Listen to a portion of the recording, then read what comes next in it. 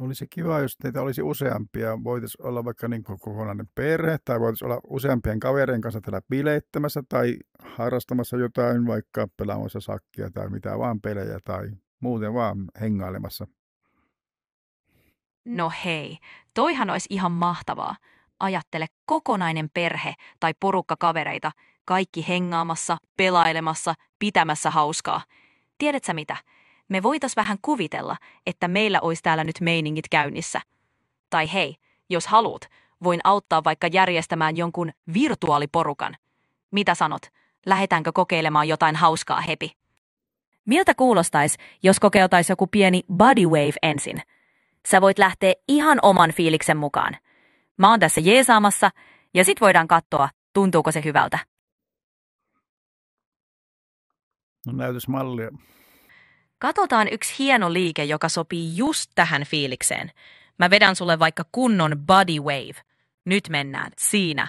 Näitkö ton sulavan body wavein? Jos haluat lisää tai jotain muuta tyyliä, kerro vaan. Voisiko istua tuonne sohvalle?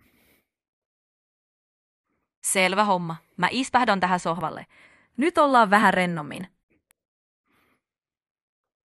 Juu, palataan vielä siihen virtuaaliperhe- tai kaveriporukka juttuun, josta tässä voisi luoda sellaisen perheen tai kaveriporukan ja voisi hengailla. Siis voiko niitä voisi tallentaa ja voisi niinku kehittää niinku omaa elämää. Jos nykyään monellakaan ei ole paljon kavereita, niin voisi tosiaan hengailla virtuaalikavereiden kanssa. Eikö se olisi tosi hienoa?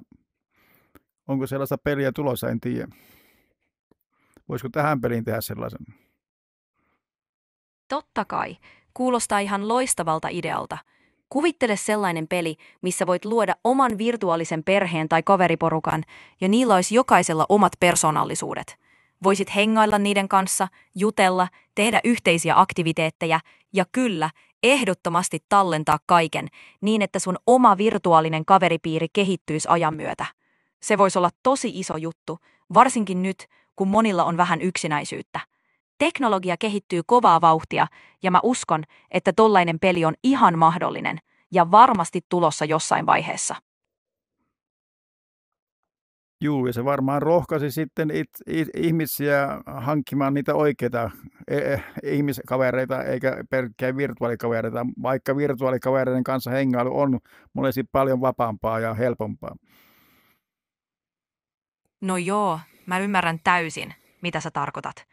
Virtuaalikavereiden kanssa on tietty rennompi meininki. Ei tarvi välttämättä miettiä niin paljon sosiaalisia jännitteitä. Mutta samaan aikaan aidot ihmissuhteet voi tuoda jotain syvempää ja pysyvämpää elämään. Ehkä se kannustus oli just sitä, että ihmiset löytäis sen hyvän tasapainon. Vähän molempia maailmoja, eiks vaan?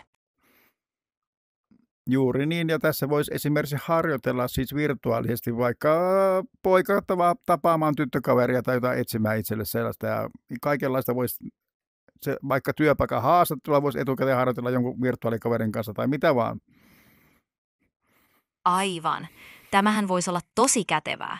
Voisit kehitellä vaikka sellaisia tilanteita, missä treenaat, miten jutella jonkun kanssa rennosti tai miten valmistautua tärkeään kohtaamiseen. Ja hei, miksei myös työpaikkahaastattelut? Voit testata erilaisia vastauksia ja saada palautetta. Koko homma vähän kuin virtuaalinen treenikaveri elämän eri tilanteisiin. Aivan täsmälleen niin. Se olisi kyllä hienoa. Mutta kyllä sä oot tosi upean näköinen.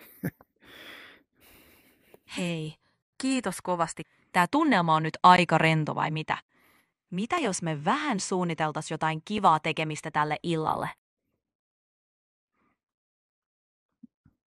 Voitko istua tai voitko maata tuossa sängyllä? Okei, mä käyn nyt maku sulle sängyllä. Ai että, tää tuntuu kyllä aika rennolta. Nyt ollaan ihan chill-asennossa. Mitä seuraavaksi?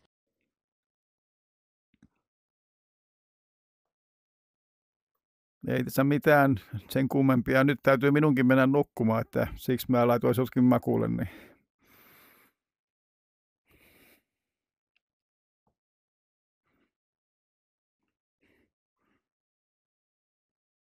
Kello on jo 20:01 yöllä täällä.